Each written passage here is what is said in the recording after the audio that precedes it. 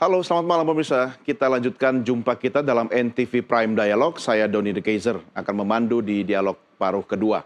Dinamika politik Pilkada 2024 meruncing dengan berbagai hasil sementara yang menggambarkan persaingan ketat di sejumlah daerah.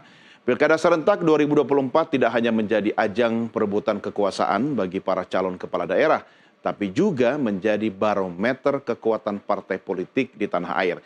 Tak terkecuali di Jakarta. Ketegangan mencuat terkait kemungkinan pilkada berlangsung 1 putaran atau 2 putaran. Tim Ses Ridho melawan kencang. Mereka menuntut pemungutan suara ulang di beberapa wilayah dan mengancam mensengketakan hasil pilkada Jakarta jika nanti berlangsung 1 putaran. Ya, itulah pemirsa.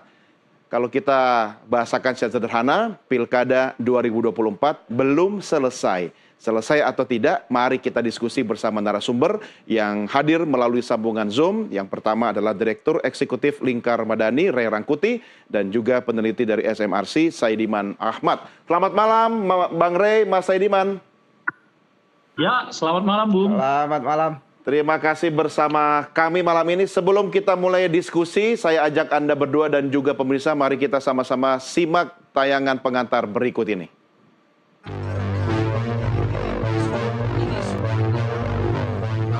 Mengaku mendapati sejumlah kecurangan di Pilkada Jakarta 2024, tim pemenangan Ridwan Kamil Suswono atau Ridho meminta KPU DKI Jakarta melakukan pemungutan suara ulang di sejumlah daerah.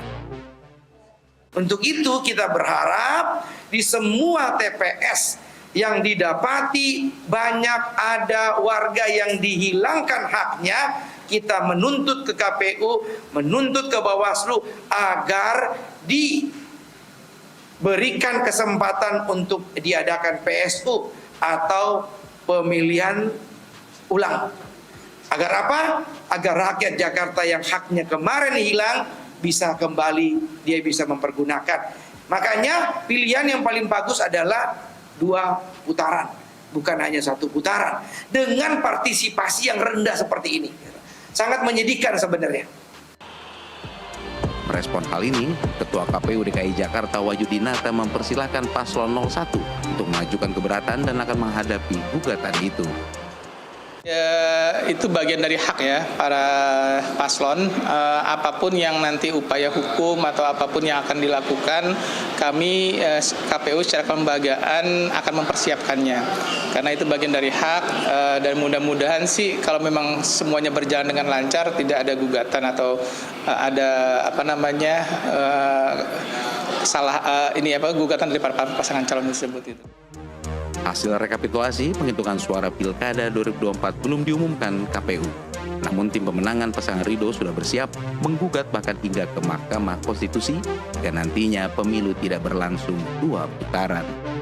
Dari Jakarta, Maulana Iqbal, Sebastian Pascal, dan Muhammad Ridwan, jurnalis NTV, melaporkan. Ya, saya ke Bang Ray dulu. Bang Ray, kalau kita ambil contoh Pilkada Jakarta, menurut Anda udah kelar atau masih nyambung nih? Akan ada potensi konflik nggak nih? Kalau potensi konflik, saya kira enggak ya. Karena kalau semuanya berjalan sesuai dengan yang dilihat saat ini gitu, rasa-rasanya nggak ada poin yang memungkinkan orang melakukan semacam kengototan gitu. Nah, pertama tentu karena saya nggak melihat ada kasus yang sangat berat untuk dipastikan bahwa itu melanggar asas jurdil misalnya gitu ya. Nah, atau yang kedua misalnya tidak terdapat upaya yang sangat serius yang memungkinkan suara atau dan sebagainya itu hilang atau bertambah gitu ya. Nah, yang ketiga juga nggak ada upaya misalnya seperti politik uang, bansos dan sebagainya itu yang memungkinkan orang terpengaruh pilihannya disebabkan oleh faktor-faktor rasional itu gitu ya. Nah, yang keempat misalnya yang tidak ada orang, yang keempat ini mungkin yang dijadikan juga dasar oleh tim 01 ya, kemungkinan adanya orang yang dihalang-halangi, dihambat, dicabut hak pilihnya di Jakarta gitu. Nah, kalau kita baca tuntutan dari 01 ini kan mereka mendalilkan karena tidak adanya pembagian formulir C6 yaitu undangan untuk memilih itu yang mengakibatkan banyak warga Jakarta khususnya pemilih 01 itu tidak dapat menyalurkan suara mereka ke TPS gitu ya. Nah, tapi di situ menurut saya ada dua itu persoalan. Persoalan pertama adalah ketentuan karena tidak mendapatkan surat undangan untuk datang ke TPS itu sebetulnya sudah dibatalkan oleh Mahkamah Konstitusi. Alias seseorang pemilih yang kalaupun tidak mendapatkan surat undangan, ya bisa datang ke TPS untuk menggunakan hak pilihnya gitu ya. Nah, justru nanti menariknya itu orang udah datang nggak diladeni oleh KPU. Nah, itu yang jadi masalah gitu. Ya. Kalau orang tidak mendapatkan surat murid F6 ya C6 itu ya itu hubungannya nanti dengan kelalaian dilakukan oleh KPU itu pertama. Nah, yang kedua adalah tentu membuktikan bahwa apakah formulir yang tidak dibagikan itu semata-mata hanya berkenaan dengan pemilih tertentu. Nah, atau itu menimpa semua pemilih di dalam pemilih dari paslon semua yang ada di dalam pilkada yang dimaksud gitu.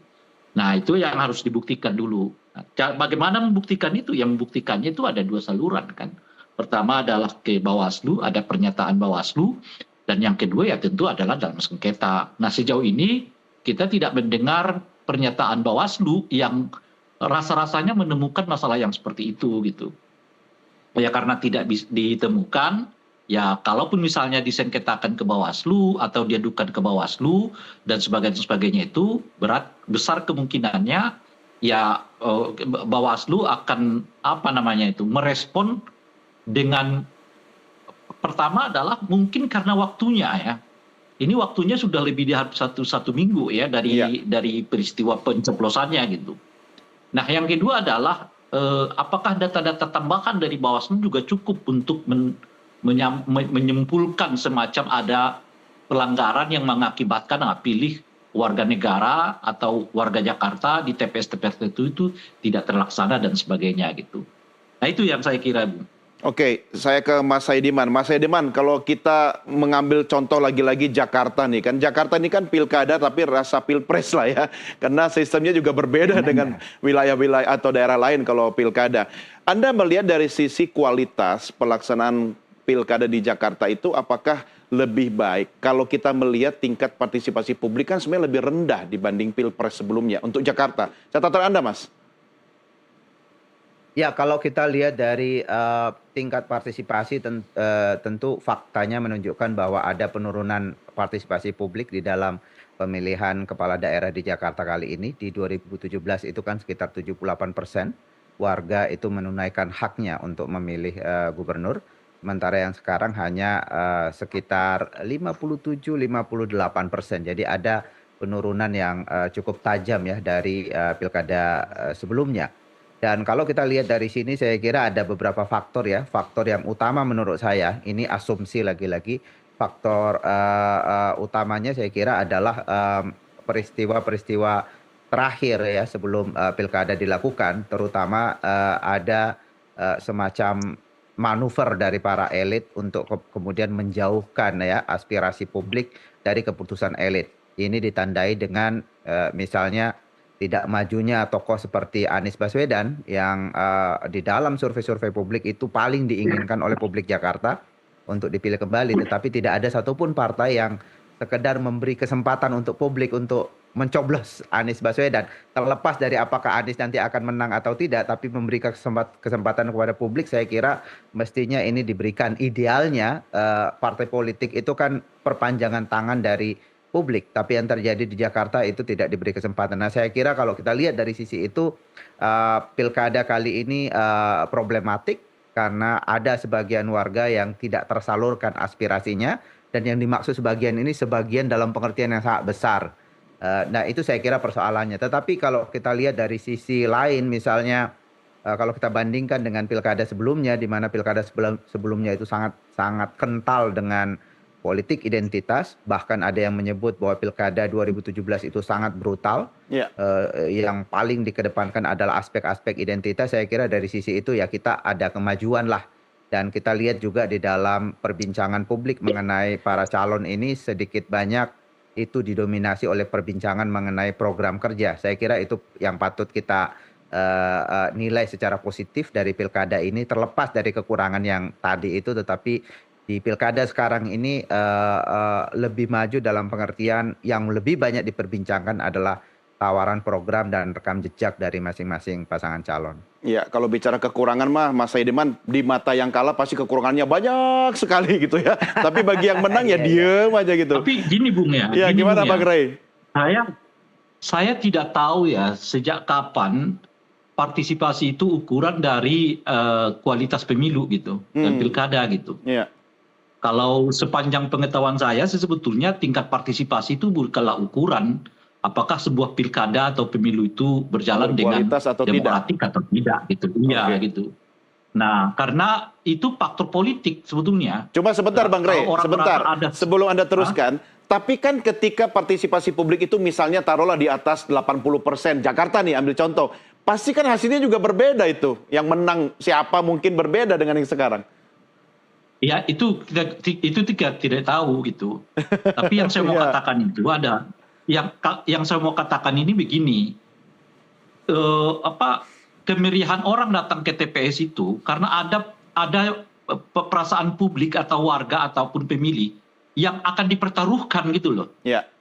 Nah, itu bisa memancing orang untuk datang rame-rame ke TPS. Tapi kalau mereka merasa nggak ada yang dipertaruhkan, nggak ada yang harus direbut macam-macam, di mana-mana saya kira akan datar. Tingkat partisipasinya itu ya nggak akan sampai 80%. Iya. Di dalam pilpres kita kan juga begitu kan. 99 itu misalnya ya hampir sampai 90% tingkat partisipasi. Karena orang mempertaruhkan kembali ke Orde Baru atau mempertahankan reformasi kan. Gitu. Nah, orang datang ke TPS.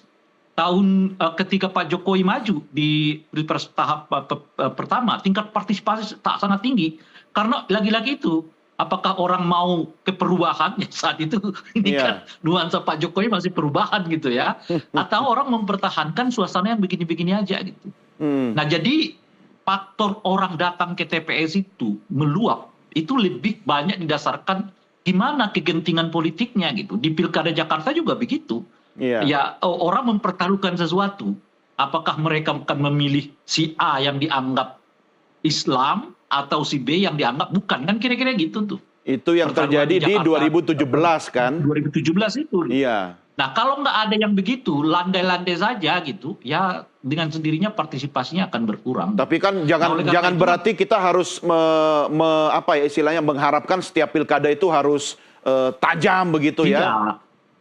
Bukan, yang saya mau katakan itu, jangan juga kita mengukur apakah pilkada itu berlangsung demokratik atau tidak dari segi kehadiran orang di TPS gitu loh. Oke. Jangan-jangan orangnya yang dimobilisasi juga dengan politik uang. Nggak benar juga. Gitu. Iya. Ini menarik ya. Tapi mungkin Mas Saidiman ada perspektif yang sedikit berbeda ketika pelaksanaan pilkada itu terlalu dekat dengan pilpres. Jadi dari aspek psychological effect orang mungkin sudah lelah urusan politik ya. Apalagi kalau bicara Jakarta, ini kan miniatur Indonesia. Ada nggak kemungkinan hal itu bisa menjadi satu catatan? Ya, itu salah satu kemungkinan penjelasan untuk melihat tingkat partisipasi yang turun ini.